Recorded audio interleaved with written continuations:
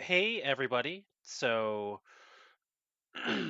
I was considering my next Anima idea, and I like just starting off on the page, and I was thinking that since I did the advantage guide last time, there were a few advantages in it, or specifically just one really, that had a lot of mechanics to do with it that I said I'd explain later. And I figured, you know what, since I said that, I should just go right ahead and explain that. The advantage in particular I'm talking about is the Elan advantage. So I'm going to explain Elan, and I'm going to go through all of the shot and barrels in the game, going over their lore and abilities, and give you some suggestions of how you might want to play into the kind of character who would worship a shot or a barrel.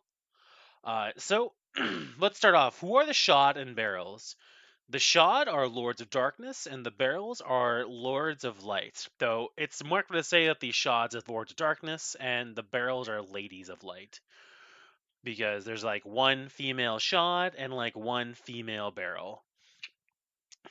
What they do, they basically serve as the gods of the world.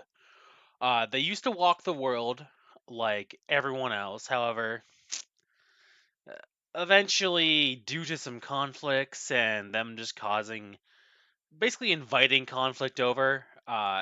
They left the world in a direct sense, but they still have followers and priests who worship them and serve their interests.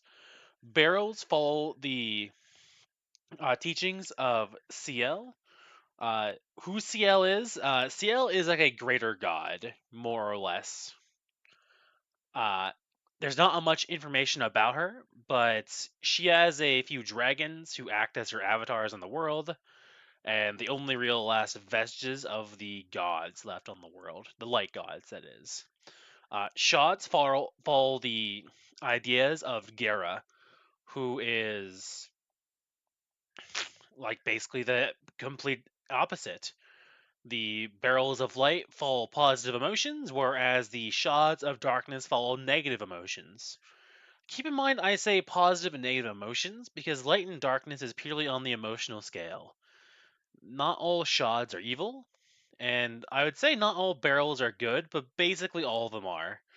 Uh, it's where you get the shards where their morality gets a bit iffy here and there, but there's only a few that are just straight up 100% evil, at the very least. Uh, so let's just go through their like story here. They're like two antagonists of forces of nature. They've existed since the beginning of time, and they existed on Gaia until the War of Heaven, where they fought so hard they destroyed all life on Gaia, more or less. Not much survived the battle, but eventually they'd realize they'd be better off leaving the world because they kept fighting like this directly. They'd just keep destroying everything and resetting everything back to the Stone Age.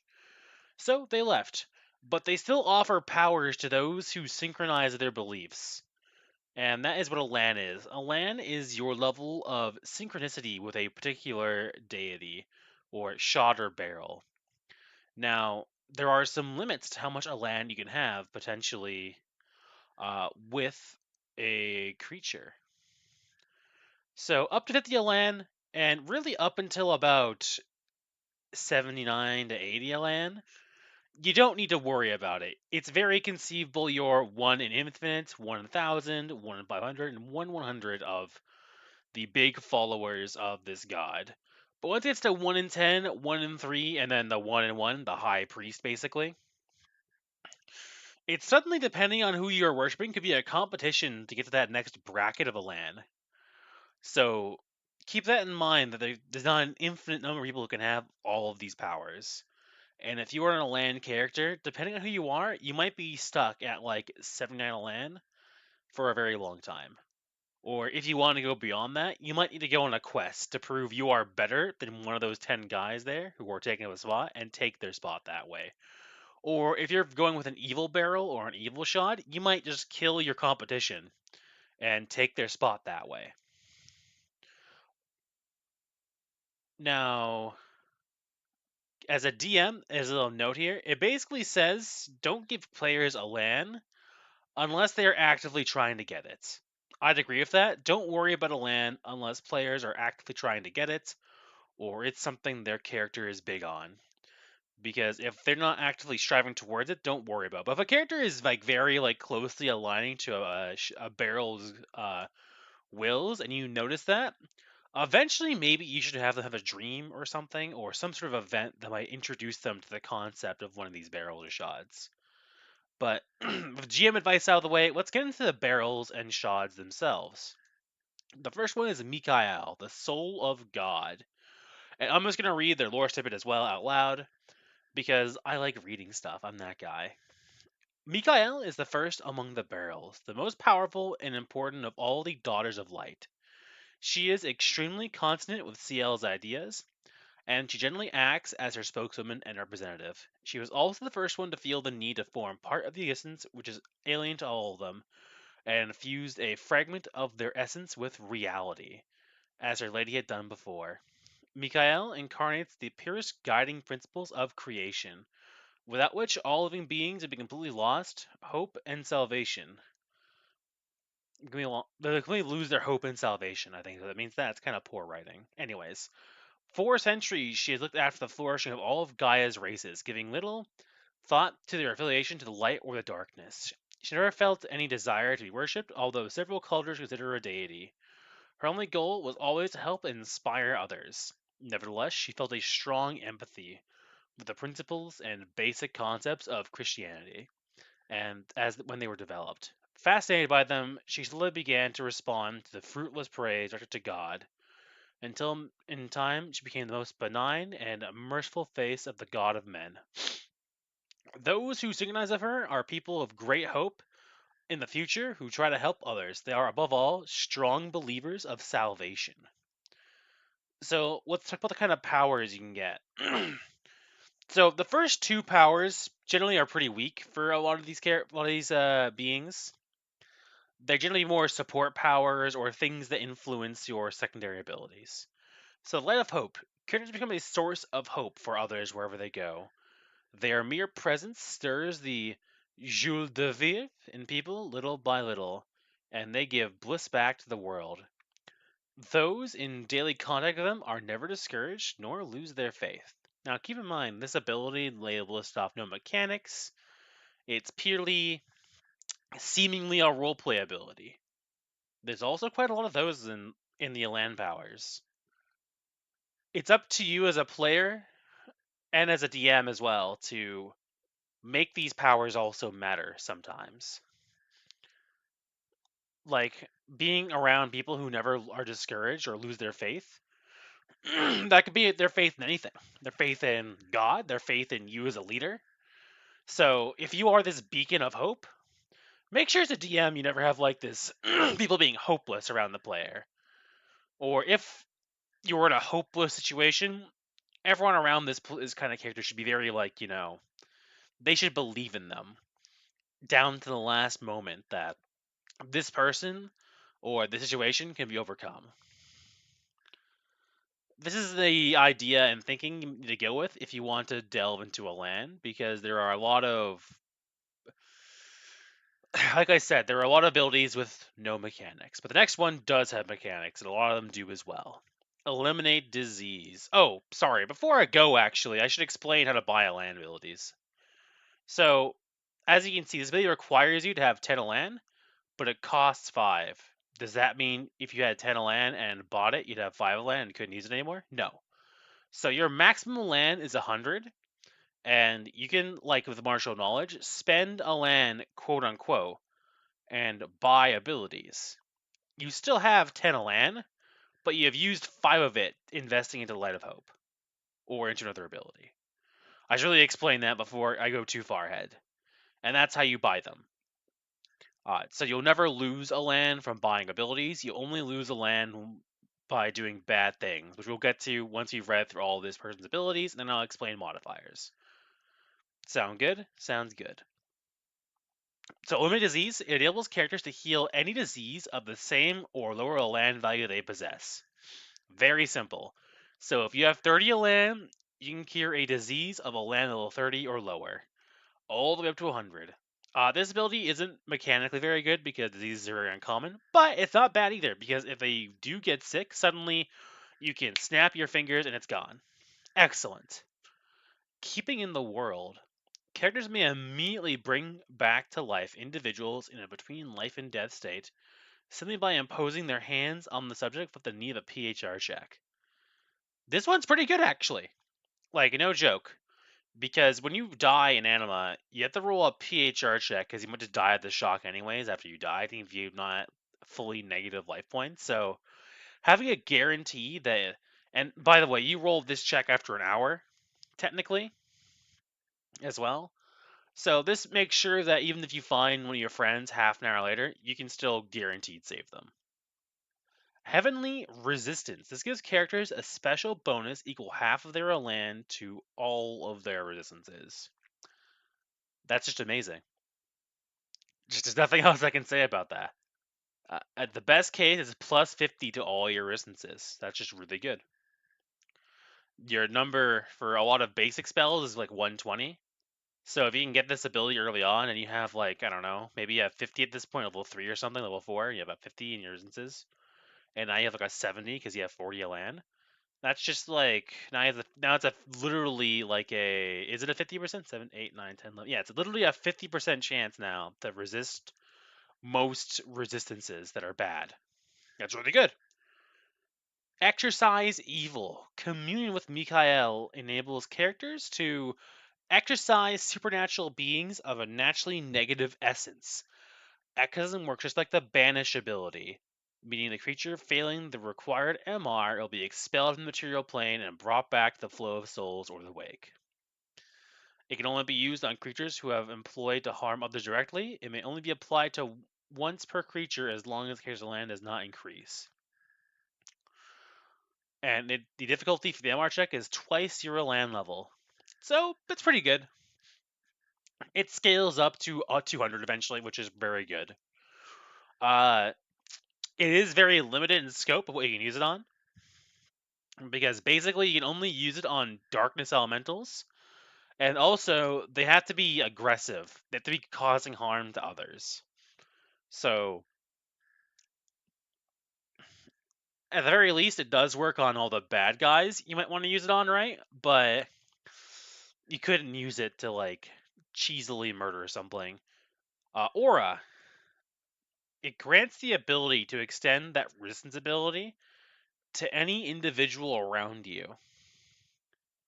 Its radius is half your land level in yards. So, yeah. That's also obviously, if resistance is good, giving it to all your allies is also very good, obviously. If you want to be the support character, like going down this is a great tree for support characters, as you can already probably tell. Miracle! You commune with Mikael and enables the character to recreate any kind of minor miracles proposed by the saints told by the legends. This is a small effect ability that under no circumstance may imply harm to anyone. So basically, all the miracles you heard of in like the Christian Bible, like walking on water, making rocks bleed fresh drinking water, turning water to wine, stuff like that, basic, just general stuff, you can do it. That's a very fun like roleplay ability. I like it, and also it's very useful. Like being able to walk on water is very very good in Anima. If you're fighting some dude over like a lake or something, suddenly you can run across the water and not be worried about it. It's a very fun ability. It's very flavorful, and I love it because of it. It's not the best mechanically, but I think the flavor more than makes up for it. They have Undo Negative States. This skips the spells any harmful state present in any one individual, including yourself. And if it's a physical defect, it only reduces half of the physical defect, though. So all the emotional ones are definitely gone. Physical ones are cut in half.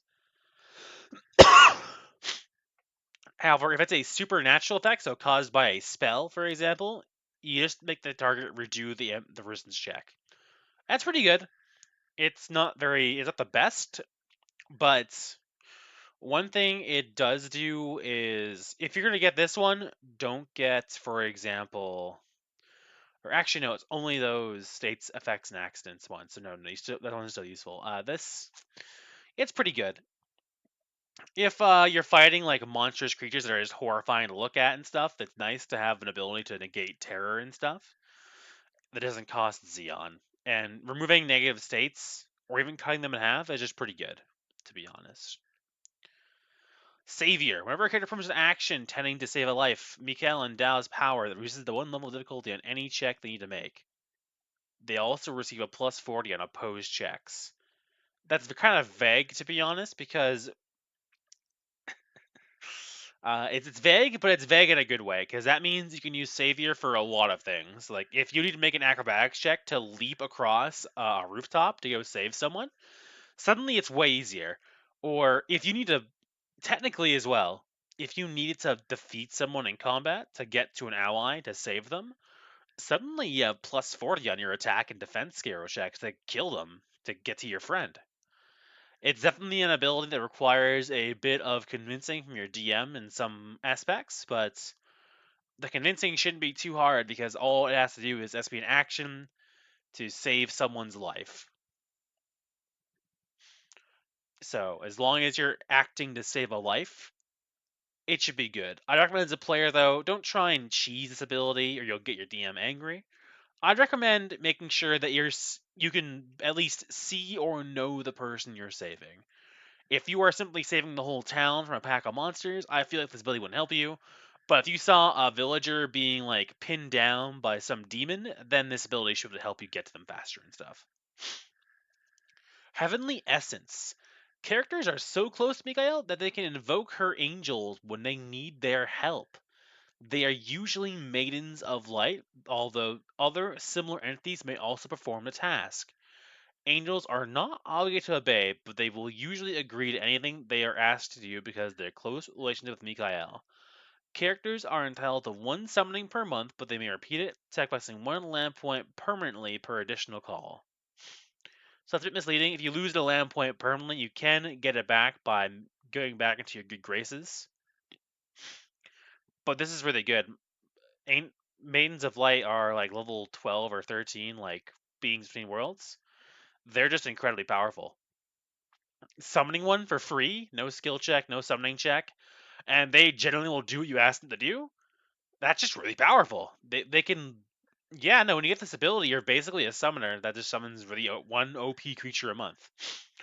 And if you need it again for an emergency, one Elan is like small potatoes, not a big deal. I think this ability is very powerful. Well, it's a very late ability.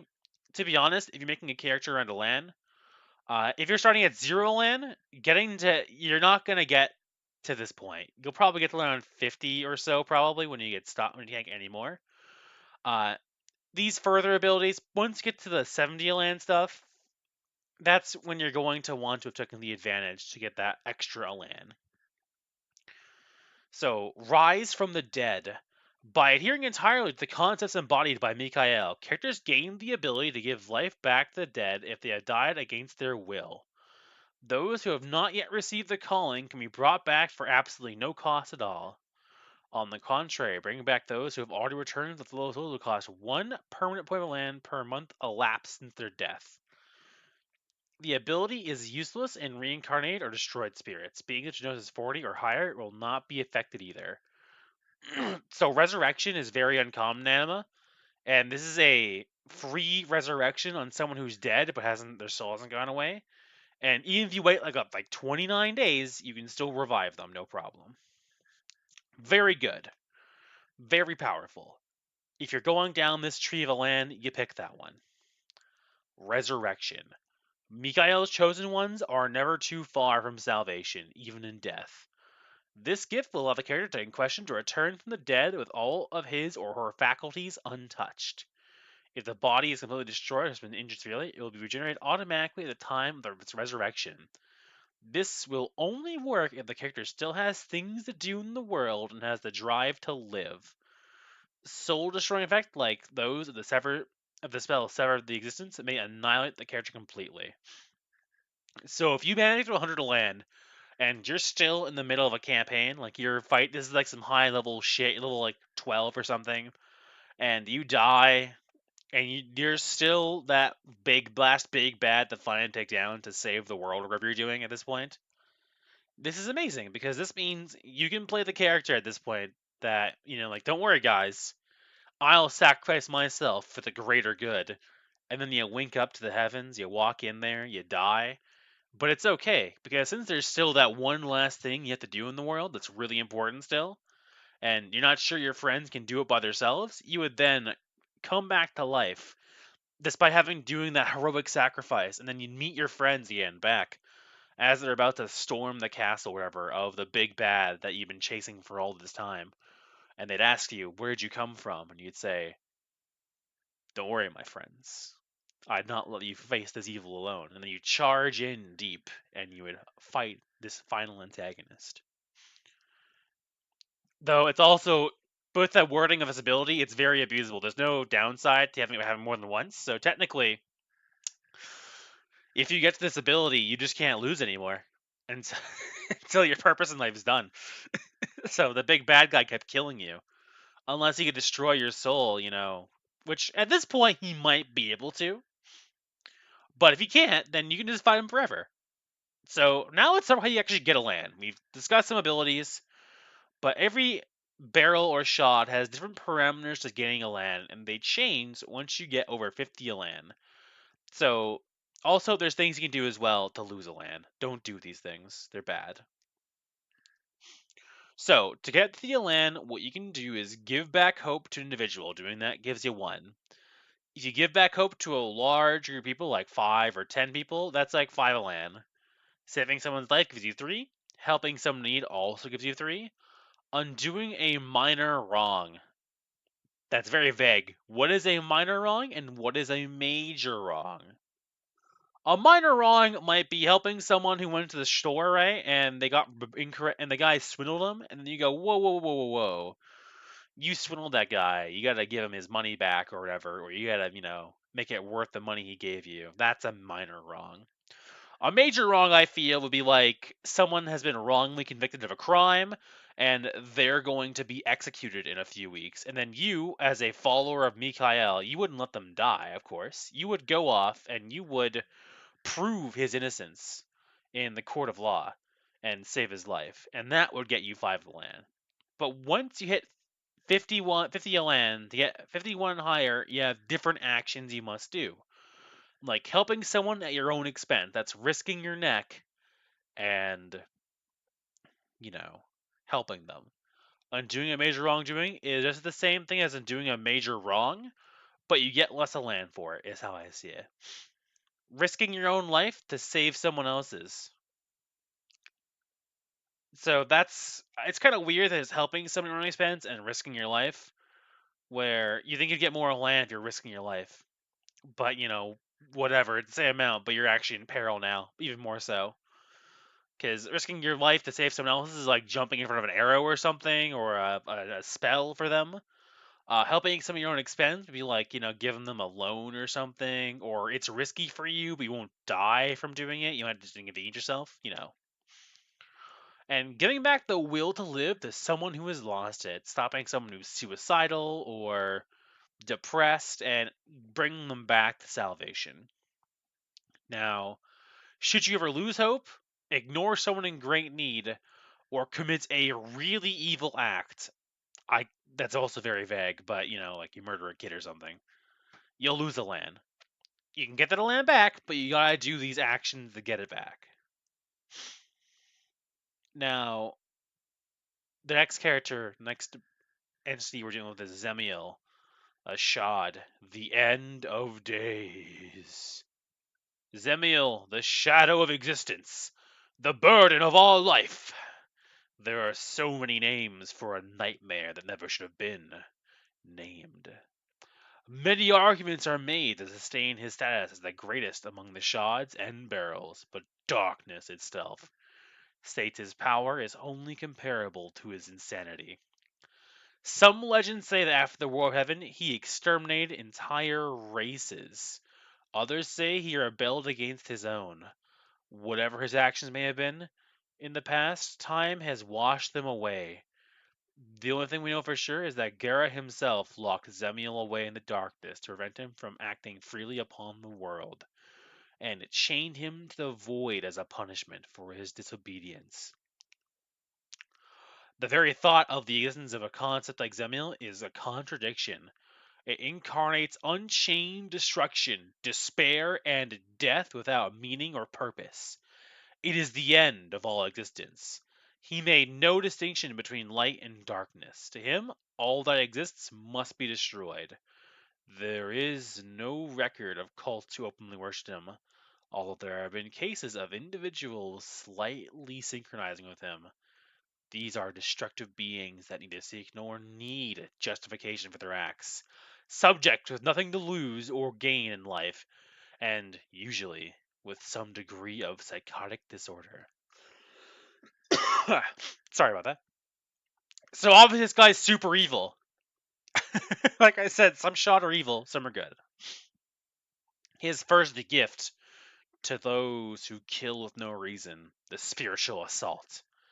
It enables carriers to kill any kind of creature, even one of an immaterial nature or one with immunity to traditional attacks. In gaming terms, it allows you to damage energy as described in the key ability Aura Extension. You get Aura Extension for free, basically, but only for killing stuff. Very good. The downside of this is that you probably still want to get Aura Extension for, like, not just destroying these things, but also to defend against them. But technically, as long as you can damage energy, you can also block energy. So it's probably good enough. You want to save some martial knowledge. Demented yearning. Once they have killed, the character's killer instincts are awakened, allowing them to ignore any psychological attempts to be calmed down in any way. If they wish, they may dive into a rage state and receive a plus 10 bonus to all their offensive actions leading to kill. This ability will linger for half an hour after having provoked death. It lets it kill better. However, know that when you enter into a state of rage, once all your enemies lay dead, well, you will still attack your allies if you are still in a rage. And you're immune to being calmed down by psychological attempts. That implies you're also immune to magic that would calm you down as well. Using this ability, I would not recommend it because by the rules as written, you would then turn on your allies for like a whole half an hour after you've done your killing spree. But if you're that kind of character, hey man, if you are synchronizing this guy, you're totally up for murdering everyone around you. You don't give a shit. Increase damage. A violent action performed by the character will have a strong increased effect. The ability will heighten base damage on any attack in proportion equivalent to half your Elan level. Round the number down to the nearest 5. That's just free damage. It's really good. There's nothing bad about it. Take it. Now, if you have Spiritual Assault, you may also take anemic damage. Your attacks not only affect the victim's body, but also they have direct effects on his spirits. Damage produced through this ability will not be recovered naturally, and wounds will not heal through conventional methods. The only way victims can recover is through spells or mystical abilities. This means if you're killing someone who doesn't have access to magic, their wounds will never heal. So if you could cause a blow that would cause them to bleed out slowly, you could kill someone with one strike, leave, and eventually you'd be certain they would bleed out. Destroyer. Those who possess this gift are able to destroy inorganic objects by mere contact, turning them to ashes or causing them to burst into pieces. In this way, they're able to designate objects with presence lower than half their Elan level plus 10. For instance, a character with 60 Elan will be able to automatically destroy objects with a maximum presence of 40. That's a lot of shit you can break. Once you get to about 80 Elan, you can start destroying buildings and shit just by touching them. just by contacting them. But at its base level at 50, so 35 Elan, you can still break a lot of stuff. Like, you could touch someone's armor, it'd blow up, like their base level armor, not like their +5 armor, but 35 presence is a lot. It lets you destroy lots of shit. Lord of Destruction. Touch. It grants the ability to destroy other creatures by touching them. Upon the character's wish, anyone in contact with them will need to pass an MR or PHR check with difficulty equal to your land plus 80, or suffer a loss of life points equal to the fate level. And if every 5 turns they're touching you, they repeat the check. So 80 plus 50, that's 130. That's really good. That's 10 above the typical benchmark of an MR or PHR check, and that just means you'll just do free damage when you touch someone. It'd be a good trick to pull on someone you're like grabbing by the cuff of the neck of their shirt as like an intimidation tactic, and then if they don't go with you, you just destroy them because you don't care. Exterminating presence. Your mere presence is like poison to all that exists. Anything a few feet away from them will die or weaken slowly. Plants will wither wherever they go, and people's health will deteriorate. That just means if you're standing in a room, it doesn't deal damage, right? But what it does suggest is that if you're in an area, people will just start getting sick and dying. Whether it's from disease or you like rotting away all their food by just being around. But there's also lore of destruction for sight and aura.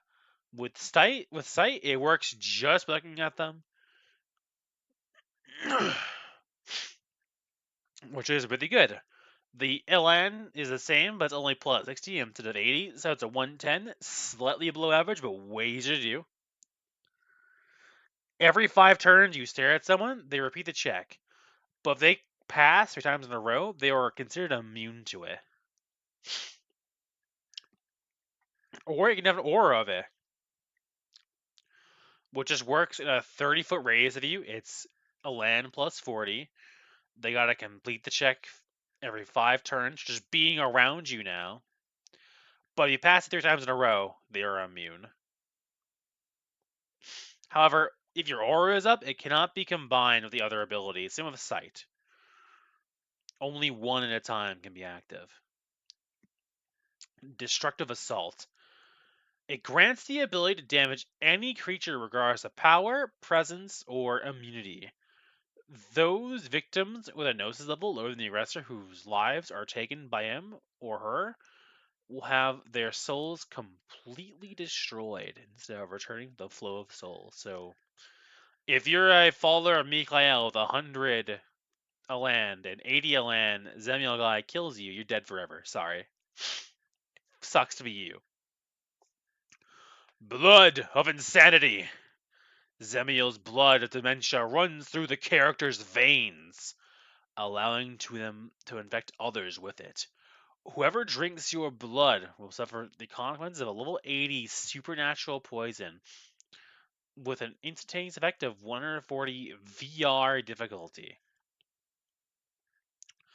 Those who fail will enter a communion state with Zemel, thus gaining 50 Elan points from the entity, except of course if they already had higher Elan, but losing their minds in the process. From then on, the affected characters will turn into madmen, obsessed with killing and destroying everything that crosses their path, not minding their personal security at all. Sorry. At 100 land, you are the bearer of catastrophes. At this level, unchained destruction and madness is what you are. The arrival of Zemel's chosen one brings forth all kinds of natural cataclysms and disasters. Volcanoes erupt, earthquakes, hurricanes, and hail lash the earth. The seas go mad, ravishing the coastlines, and fire falls from the skies wherever they go. Terrible consequences will always ensure from these events, and thousands of lives will be lost tragically for no reason. If you somehow get to this point, Basically, everything around you just dies wherever you go. You'll become the antagonist of your campaign, and your friends must stop you. But likely, you have already driven them mad with your own power. To gain a land of Zemel, you just need to kill people with no real reason to gain one. Provoking large-scale deaths for no reason helps us too. Instigating people to kill for no reason, pretty good as well. If you go insane, you gain 5 Elan. You can go insane once over 10 Elan points, so that's just losing sanity, not going insane. But you only get that once you have at least 10 Elan. Looks like it's a bit confusing. If you drive someone mad, you gain 1, or if you engage in self-destructive behavior, you get 2. Once you need to get more than 50, though, you gotta do some serious shit. Like, exterminate a whole race of people. When the main race in Anima is human, and there are very few supernatural races, you can consider that as being very hard, or potentially easy. Or, if that's too hard to exterminate a whole race, just provoke an unnecessary massacre. Or destroy a nation or principality.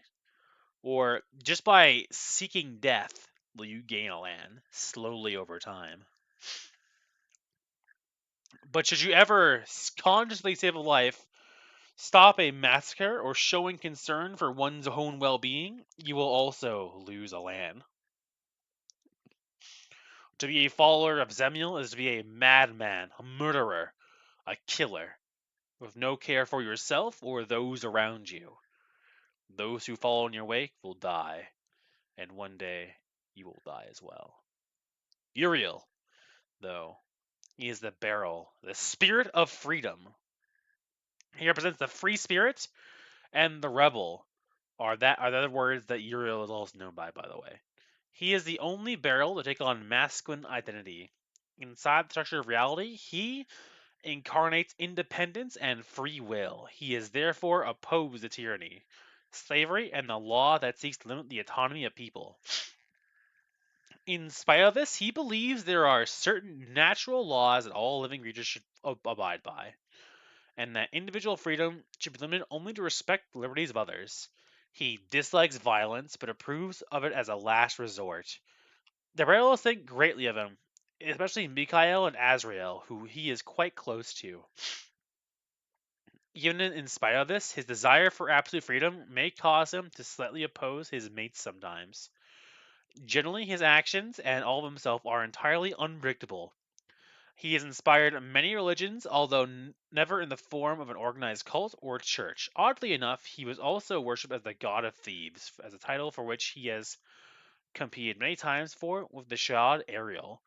Those who oppose tyranny and free spirits who live with no string attached are the best candidates for synchronicity with this entity. He's much more light-hearted than the other guy we just talked about. His first power is the instinct of liberty. Characters have a great ability for finding the way out from wherever they may be. Their natural instinct allows them to escape from places they do not want to stay, and to sense what the most trouble-free available route will be. This is why I said Uriel's followers are the greatest escapists in the world. So you'll just this ability is an interesting one because again, it has no mechanical mechanics to it. However, it has a very obvious intent that if you were like in a jail, a follower of Uriel would find the hidden grate out of the jail, for example, or would find the best route out of the jail. Which is, it's pretty good. It's interesting. It's also nice if you're like lost somewhere, you can find the way out once you don't want to be there anymore. Unnoticed. The whole ability's in the name. If you benefit by this ability, you may choose to go unnoticed among normal people, attracting very little attention. Very simple. Obviously does not work against non-normal people, but against normal people, it just works. What can I say about it? It's pretty cool. If you're a thief or a rogue and you want to go robbing some houses, then hey, that's what you go with. Indomitable spirit. You possess an iron will. A special bonus equivalent channel is applied to resistance checks against any form of domination.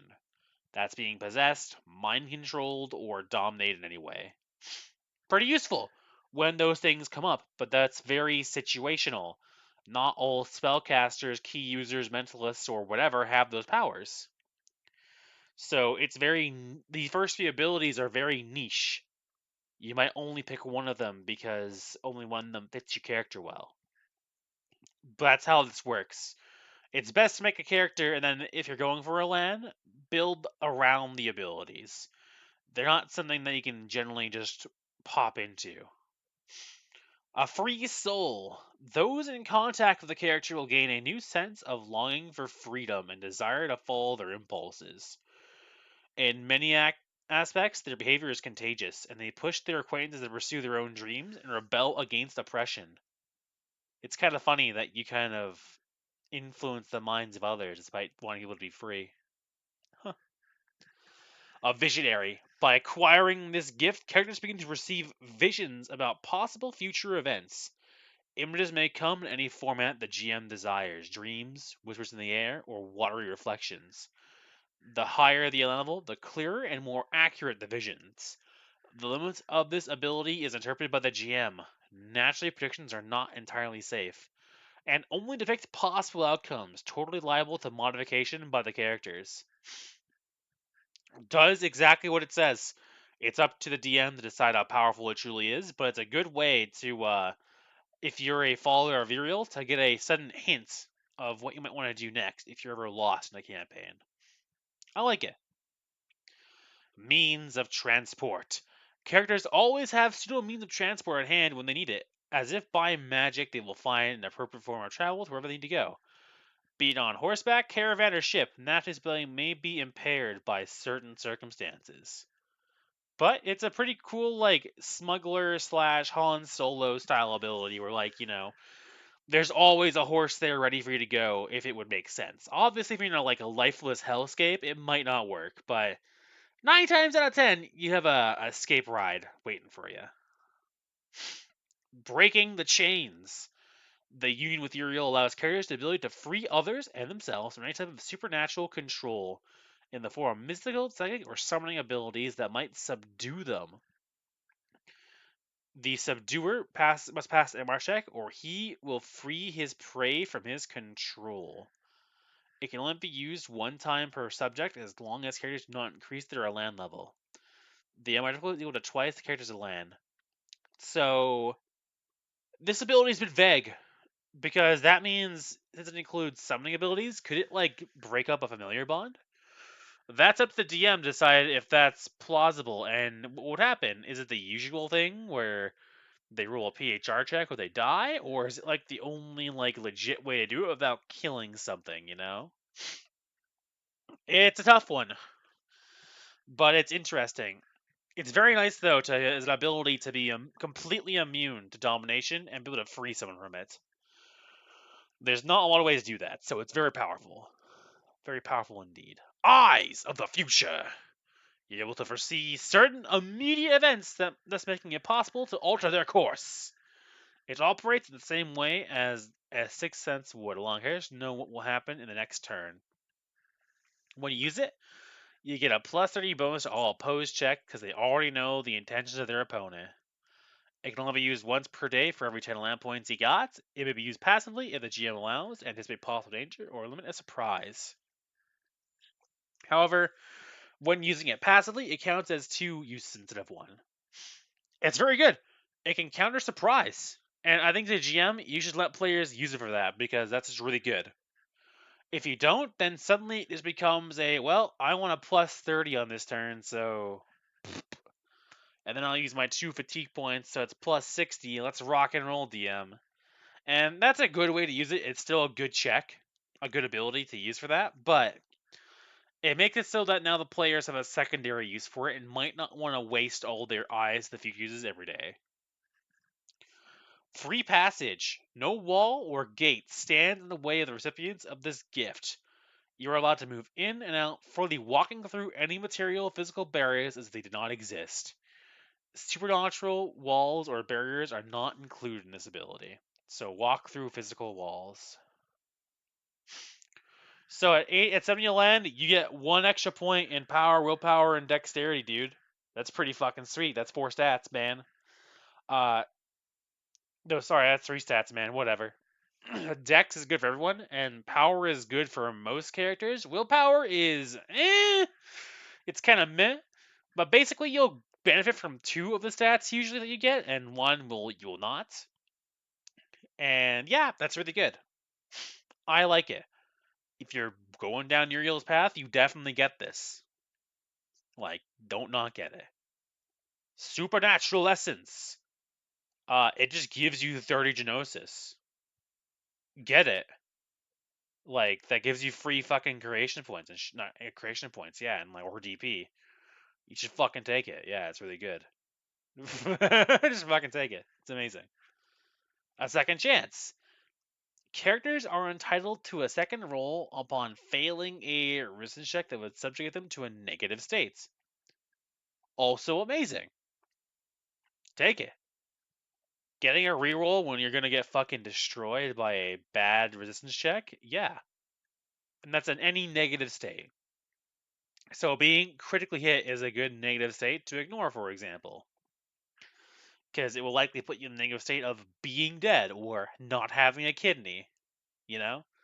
Real bad ones. And finally, the Traveler. Uriel's chosen one always finds themselves exactly where they need to be, regardless of distance or obstacles that would separate them from their destination. Once per turn, travelers are able to transport themselves immediately to wherever they want to be, ignoring all protections or barriers. Only the most powerful mystical walls are capable of stopping them. To transport oneself is an active action. Characters must have the initiative to execute it, so just teleport wherever the fuck you want. That's really good.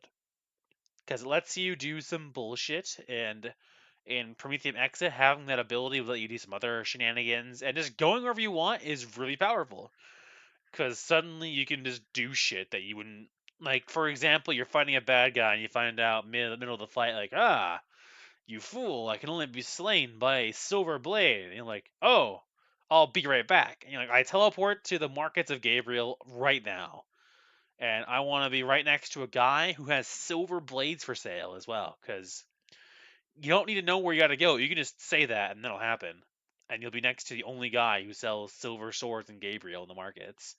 You'll buy it off him real quick. You'll teleport back behind the guy and just stab him in the back with your new silver sword. You'll go, whoa! And he'll be totally bullshit. That's how good the power is. It lets you teleport where the fuck you want. Only downside is you gotta have initiative to use it, so if you're already dead from getting your head chopped off by said bad guy, then you're fucked. But as long as you're a fast character, which if you're all about freedom and, doing stuff, then yeah, it's really good. So to get Elan, you must free a subdued person, or free a bunch of them, or acting freely without any ties to anything, so traveling around freely, doing whatever you want, just being a free spirit. Ending tyrannical laws, self explanatory, rebelling against oppression, whether that's by yourself or organizing it, or showing people the value of freedom. That's a weird one. I'm not sure how you do that, but I feel like you'd get it whenever you free someone. Because all you would do is you'd free them, right? And then go, wow, just look how nice it is to be able to do whatever the fuck you want. And go, yeah, you're right. Or convincing someone who's like totally cool with being like a slave or something that no, you want to be free instead. A bit of a weird one. If you have more than 50, though, you have to free a nation from an oppressor. So that's killing or getting rid of a tyrant or something. Instigating a rebellion against oppression that relates to the first one, or living in absolute freedom, which is kind of a passive one, where you get like one possession probably from that one every time. However, if you obey unfair orders, obey tyrannical orders, bond to something forever, so you better not have an anime waifu. Slavery of any kind, or sorry, you being enslaved, loses your land. Or if you enslave or subdue anyone, you lose 10. That means, in theory, when you're dealing with all these oppressions and stuff, you can't capture them or subdue them. You gotta do the Superman thing where you tell them to fuck off and get out of your sight. You can't put them in cuffs and have them suffer from justice. Nuh-uh, you'd lose 10 land for that. You subdued that guy. So that means you're either killing dudes or you're sending them off on their way so they continue spreading evil. So being a follower of Uriel makes you be very careful of how you deal with bad guys. Jetta, he is a Shad. He is the puppet master. Jetta is the puppet master, the most manipulative and Machiavellian of the Shads. His goal is to control the history of all living beings and to use them as pawns in a game. The purpose of such manipulation is nothing but to prevent society from falling into chaos and destruction. Even though he does not aspire to a perfect order, he tries to lead people into what he believes is the best of what other directions. To this end, he weaves an immense spider web in which everyone is inevitably trapped. He avoids violence and leans to more subtle methods as much as he can. However, he is not hesitant to use coercion if all else fails. This is a proud entity that would rather see its plans frustrated than have to face humiliation. Jetta incarnates dominion, politics, and knowledge. To a lesser extent, he is associated with the Shadows. He is one of the two most powerful Shads closest to Gyra. He is very much respected and feared, and he has until now never been defeated. He possesses a gigantic network of influence both in mortal circles and great powers. He is said to control the most powerful dark entities. Those who synchronize him are precisely those powerful and intelligent enough to influence others and have them follow their designs. Jetta has a special appreciation for particularly weak beings that face up to impossible situations and manage to overcome them. He believes that the true meaning of strength and will. So this guy isn't actually evil, as you can tell. His whole goal is to honestly help people. But the means he's willing to do so is what makes him a Shad. He is willing to lie and invoke on manipulating others to achieve his goal. The gift of politics. It confers a disproportionate capability for influencing and persuading. You get a special bonus equal to your level to persuasion and leadership. If you want to use those skills, then yeah. Both skills aren't super useful in Anima, I find. Persuasion is more of a meta ability, and I'm pretty sure leadership has zero mechanics. So make sure your DM is actually doing stuff with those skills, or it'll be a waste of a pickup. Increased domination. Union with Jetta allows the character to use the forces of the flow of souls to subdue their supernatural beings. Sorry, to subdue supernatural beings. Because of this, a user of this gift will apply a special bonus to his or her control summoning ability equal to half your Elan. This gift will not work, however, against light-based beings. This is really good if you're a summoner. It sucks you can't use it on light-based beings, but whatever, that's tough potatoes. It works in everything else, so it's really powerful. Control is the ability you want the highest in if you want to actually use it, because it has the highest target numbers to work with. So getting an eventual plus 50 or even just plus 10 or 20 is really nice. Shadow. Through supernatural means, characters are able to alter their shadow's appearance or shape in any way they like. On paper, this sounds like it's useless. Why the fuck would you want to do that? Well, for a few reasons. Changing the shape of your shadow could help you intimidate a target into doing what you want them to do. It's a scary ability for against the average Joe. So it's really good for complementing your coercion. And I feel like it fits perfectly for that. Dark Affinity. The receiver of this gift will obtain affinity with all dark supernatural beings to recognize them as one of their own. That just means dark beings will probably like you better. That's really nice. The power of knowledge. You gain half of your land to all intellectual secondary abilities. That's really good, no matter who you are. Having a little bit of occult here and there, having a little bit of law here and there, and stuff like that, other weird skills. Very nice.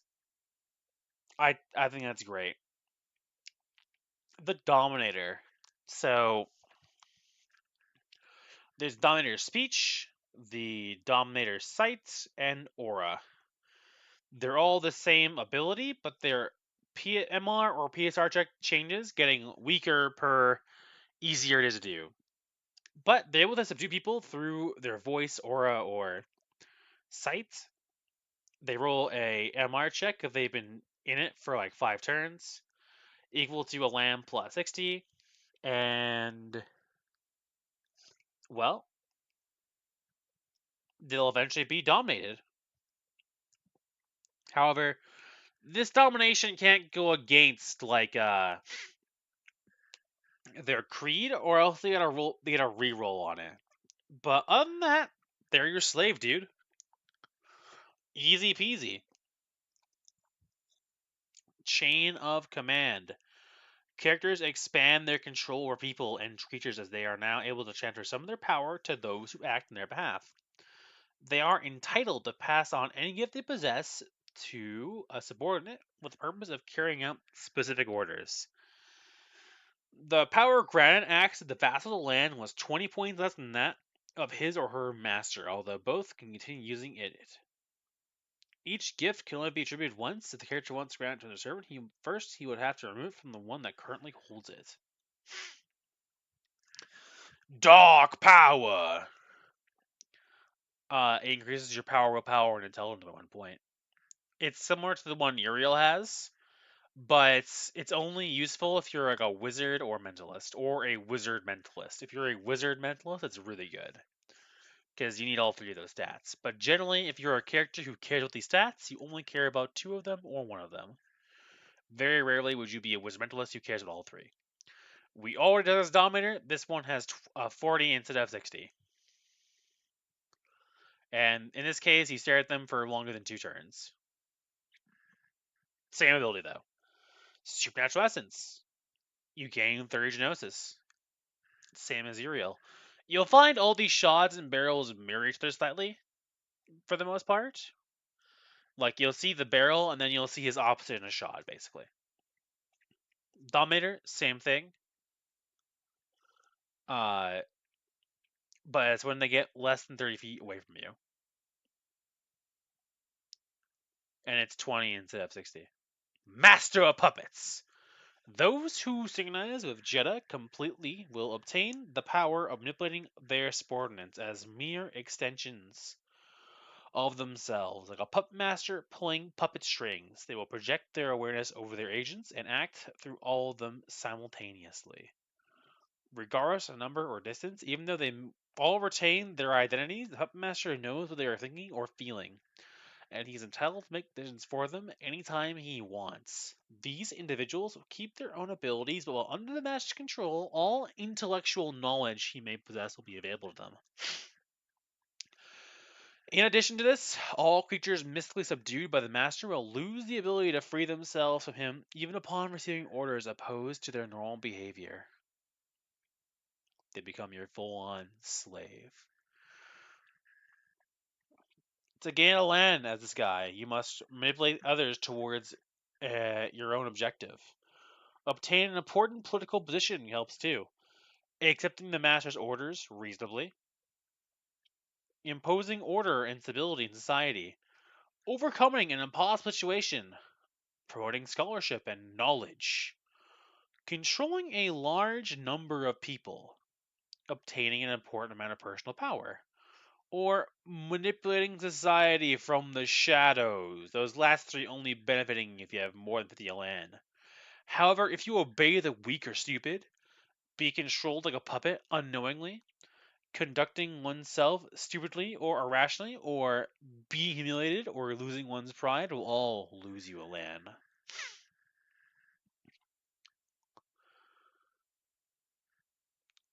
Gabriel, she is a Beryl and the lady of feelings.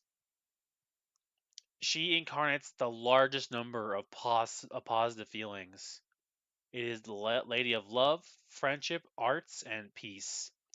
Those who know the true identity of the Daughters of Light think of her as the purest among them. She feels devotion for all living beings and has tried to protect and help them. For years, she has lived among mortals under several different identities to feel integrated in their society and be able to understand them. She is said to have become close enough with men as to even fall in love with one. Although his identity is unknown, Gabriel promotes peace, friendship, love, and creative feelings among artists and poets. She thinks the best way to reach the dream of CL is to create an awareness of the importance of these feelings. Her capacity for forgiving is limitless, and she usually tries to avoid violent solutions. Artists and lovers, and those whose lives were cruel but the most positive of feelings, synchronize with her. So if you want to be Mr. or Mrs. Lovey Dovey, this is your character. This is your god. This is your person. Artistic aptitude. It gives you your Elan level in the art and music abilities. If you want to use those abilities to do cool stuff, that's your prerogative. Again, this is like a roleplay ability, so it's very subjective if you want it. Grace. Whoever possesses this ability will appear beautiful in everyone's eye without the need of altering his or her outlook. People will find grace in this, even the most monster-like individuals. This is one that the DM's gotta work on with, man. What's that mean? Does that mean everyone thinks you like appearance 10? Does that mean everyone's attracted to you in a positive way? Like, I don't know. Like, it's very vague. So, it's kind of up to DM, but in general, like, it's a weird one. It might be more or less useful depending on what you're planning on doing. It's a weird one, I'll give you that. But like any ability of no mechanics, I'd recommend. Sorry, a bit of a yawn came up there. I'd recommend taking it with caution. Positive empathy. It intensifies all positive feelings of those individuals characters are in contact with. In a way, the bearer of this gift possesses a strong aura that brings out the best in everyone. Aw, that's a great ability of no mechanics as well. It's up to your DM how good it actually is, to be honest. But it definitely warms the hearts of all those around you, if not exactly doing anything potentially. Peacemaker. Characters create a state of harmony that pacifies small quarrels and bickering. Wars and long stale conflicts cannot be stopped with ability, but consequent of those conflicts will be mindless wherever the character is. Yeah, another weird roleplay one that is nice if you're trying to like stop an argument between two NPCs, two player characters, and like, hey guys, I invoke my peacemaking aura. Stop it. That's what it's good for. But other than that, it doesn't do all that much, to be honest. If you're looking for power, as you can see, Gabriel is not the girl you're going for. But she's definitely great for giving you powerful role playing abilities. Psychological immunity. It gives you complete immunity from any negative psychological state like fear, anger, or sadness. If they are supernaturally induced, you add your land level to the MR check to resist them. This is really good. Being immune to the normal versions of fear, anger, or sadness is nice, but just getting like a plus like 40 to the MR check to avoid them is just amazing. Anger is the worst one in the game because it makes you kill your friends, so that's the best one to get a plus 40 on. But even just being immune to fear basically is nice too. Feeling perception. It senses any kind of positive emotion present in the surroundings. The higher the level, the more exact the perception will be in the wielder and its radius. Again, another roleplay one, but this one also has some mechanical purposes. It allows you to basically detect light elementals as well, because they are positively emotional creatures. So with this ability, you can detect them. So if you're looking for one, you can find one more easily. So that's nice. This is a good ability for a summoner who wants to convince a light elemental peacefully to be their friend. I like it. Imbuing feelings. You infuse positive feelings into another individual. Oh god, I'm sorry, I keep yawning. Fuck. In order for the gift to work, the character and the target should talk for a long time or like spend some time together, take them out for dinner. And the MR is twice your character's land level. And if they're especially contrary to specific emotion, they get a plus 10 to 40 bonus to their check. And depending on how the GM feels, okay, GM feels when those bonuses come. They pass check, they're immune to the ability until you get more land, though. Bond. Gifted characters tie their lives to an individual extremely important to them. A strong bond is created between the two, based on the feeling each one has for the other. From then on, they both acquire certain special abilities that spring from that relationship. First, they get to choose the better of their resistances. Second, as long as one of them lives, they will both automatically pass checks to exit between life and death. Lastly, they can communicate with her by simply exchanging glances via their connection.